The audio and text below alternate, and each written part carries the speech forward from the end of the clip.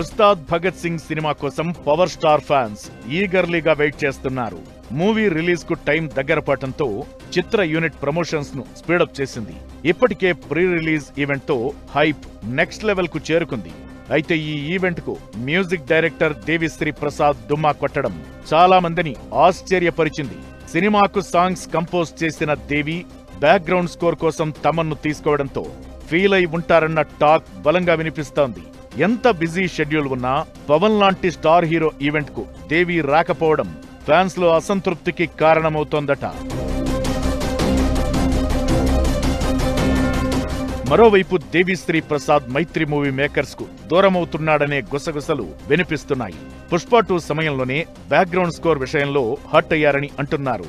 ఉస్తాద్ భగత్ సింగ్ లో కూడా తమన్ కు అవకాశం ఇవ్వడంతో దేవి ఇంకా ఫీల్ అయిపోయినట్లు టాక్.